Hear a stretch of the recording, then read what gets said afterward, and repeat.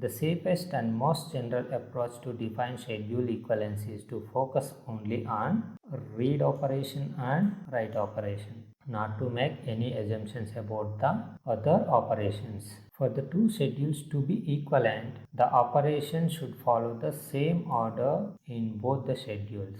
So this conflict equivalence and view equivalence can be used to define the two schedules equal or not. Let us see first one, conflict equivalence. If the relative order of any two conflicting operations is same as in both schedules, then two schedules are said to be conflict equivalent. Means here we need not to check the order of all the operations, just we need to focus on the conflicting operations.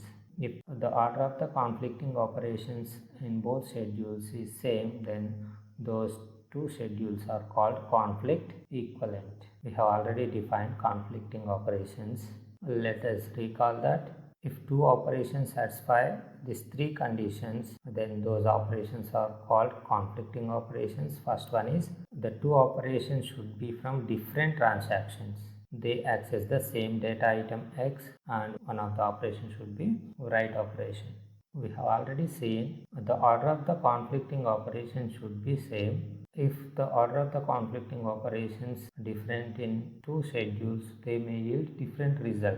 So let us check that. For example, if we take these two schedules, in this schedule 1 has two transactions. T1 has a read operation, T2 has write operation. Let us start X value with 100. The read operation in T1 will result 100. If we change the order of these two operations like this, write operation in T2 performed first, then read operation in T1.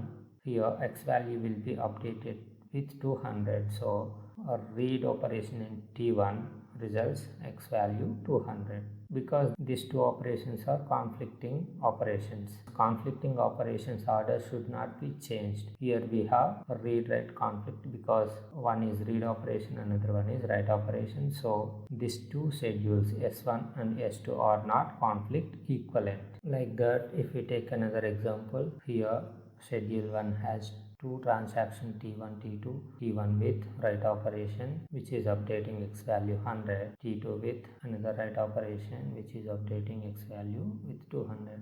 Suppose initial X value is 500. After performing these two operations in schedule S1, final X value will be 200 because T2 is writing this X value as 200, whereas in S2 the final X value will be 100. Here we have write conflict, so S1, S2 are not conflict equivalent. Finally, we can say that if two conflicting operations are applied in different order in two schedules, the effect can be different on the database. Hence, the schedules are not conflict equivalent. Using this conflict equivalent concept, we can define the schedule S to be serializable if it is equivalent to some serial schedule S dash.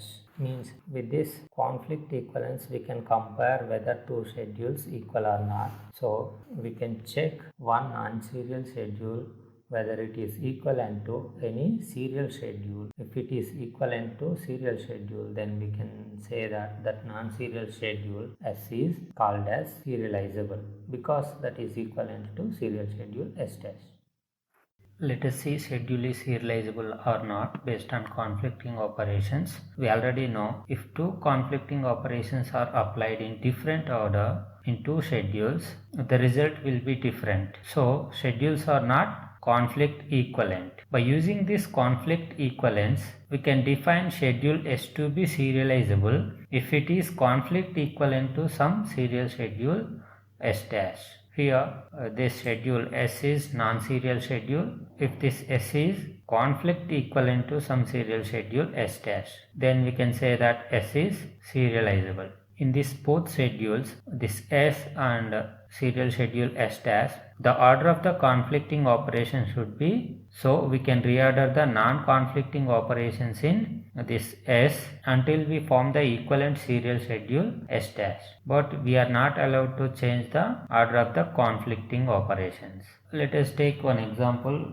We already see in the schedule A and schedule D. This schedule A is the serial schedule, means all the operations in transaction T1 completed, then T2 started and it completes its all operations. But here we have interleaving. So the schedule D is non-serial schedule and this is serial schedule. Consider this as S dash and this one as S. Let us check, is there any conflicting operations in this schedule S. Here we have this write operation and this read operation in T2. These both are acting on the same data item X and they are from different transactions and one of them is the write operation. So we can say that these two are conflicting operations. Like that, we have read operation in T1 and write operation in T2.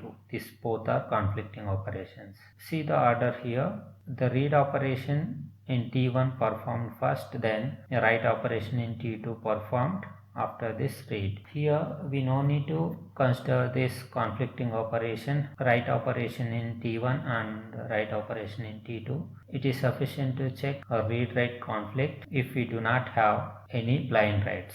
Here we do not have any blind writes, so we can check only read-write conflicts. That is fine. So let us check whether the order of these conflicting operations matching with this schedule A. See here, the read operation in T1 performed first, then write operation in T2 performed after this T1. So the order of this conflicting operation matched with this order and the order of the second operation is also matched with serial schedule A. So this schedule D is conflict equivalent to this serial schedule. So we can say that schedule D is the serializable schedule, means which is equivalent to some serial schedule. Let us see another example. Let's take this schedule C, which is non-serial schedule. We need to check the order of the conflicting operations in the schedule with any of the serial schedules. If it matches, then we can say that the schedule is serializable. We have two serial schedules, schedule A and schedule B. Let's check the conflicting operations order. Here read operation in T2 and write operation in T1 both are conflicting operations. First T2 read performed, then T1 write performed. But when you check the order of these two conflicting operations in the schedule A, write operation in T1 performed first and read operation in T2 performed later. So this schedule is not equivalent to this schedule A. Check with schedule B. Here this read of T2 performed first and write of T1. Order of this conflicting operation matches with this conflicting operation in schedule B. Let us check another conflicting operation. Here we have read in T1 and write in T2. These two are conflicting operations. See here, this T2's write performed first in this schedule B and then T1 read is performed. Order of this conflicting operation not matches with the schedule B. So the schedule C is not equivalent to any of the two serial schedules, schedule A or schedule B. So we can say that the schedule C is not serializable. If you want to check one non-serial schedule whether it is equivalent to any of the serial schedules, it will take lots of time. Here we have only two transactions within our schedule, so only two serial schedules are possible. Suppose if we have three transactions, suppose T3 also there, then there will be 6 serial schedules. You need to compare this schedule C with 6 serial schedules. It will take lots of time. So we have another easy method. By using precedence graph, we can check the conflict serializability. This method also considers read operation and write operations in schedule to construct precedence graph. That precedence graph is combination of nodes and edges. Here nodes are transactions which are in that schedule and edges are conflicting operations. Each edge ei in the graph is of the form tj to tk. Here j and k are transaction IDs and tj is the starting node and tk is the ending node in that edge ei. This kind of edge ei from node tj to tk is created if pair of conflicting operations exist in tj and tk and conflicting operation in tj appears before the conflicting operation in tk. After constructing this precedence graph, if there is a cycle in the precedence graph, the schedule S is not conflict serializable. If there is no cycle, S is serializable. We have seen these 4 schedules: Schedule A, Schedule B, Schedule C and Schedule D. Let us check whether all this Schedule A, B, C, D are conflict serializable or not by using this precedence graph. We already know that this Schedule A is serial schedule, means it should not contain any cycles. Let us check that. Just we need to consider read-write conflict. So here we have a read operation and here we have write operation. Within these conflicting operations, the read operation in T1 is performed first, so we need to create edge from T1 to T2. Here this write and this read is also conflicting operations. Their order is also from T1 to T2. There is no cycle. In serial schedules there will be no cycle. Like that, if we check schedule B, here conflicting operations are this read and write here from T2 to T1, so edge is created.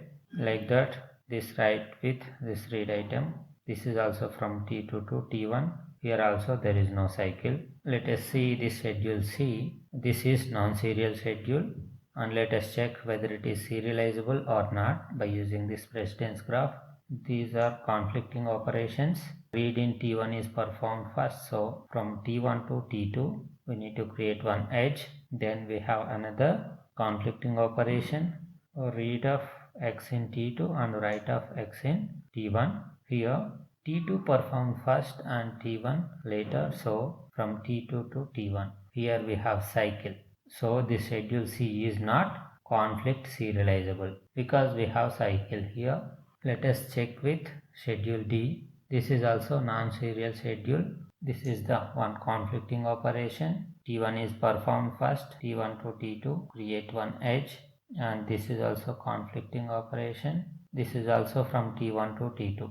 There is no cycle, so the schedule D is serializable. That is what we have seen here. The schedule D is serializable and this schedule C is not serializable. You can check like this or by using precedence graph also. By using precedence graph it will be easier.